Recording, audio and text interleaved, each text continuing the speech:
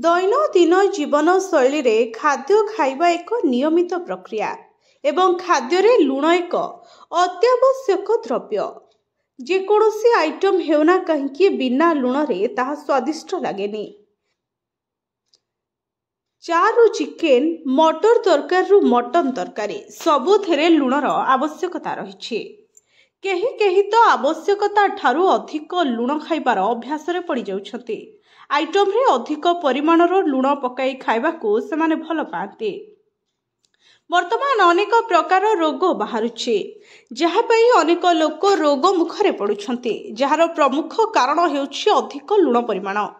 लुण बिना खाद्यर स्वाद आसे नहीं। यह केवल खाद्यर स्वाद को बढ़ाए नहीं, यह स्वास्थ्य पाई मध्य बहु लाभदायक बोली कहुए। एतिरे सोडियम भरपूर रही थाए, किंतु अधिक लुण खाइबा स्वास्थ्य पाई विपदजनक होई पारे। यह अनेक रोगर कारण होई पारे। उक्त रक्तचाप रोगी पाई यह कोनोसी विष ठारू कम नुहे। तेणु खाद्य रे लुणर परिमाण सीमित रहिबा उचित। वर्तमान समय रे लोक केते प्रकारर खाद्य खाउछंती, आउ जहाँ भी खाउछंती तार स्वाद बढ़ाइबा पाई समाने खाद्य रे अनेक प्रकार मसला मिसाइबा सह अनेक प्रकार जिनिस को मिसाई थांते, जहा द्वारा लोकंको आगमन होई थाए एवं ताहारा व्यापीबार मध्य बढ़ी थाए।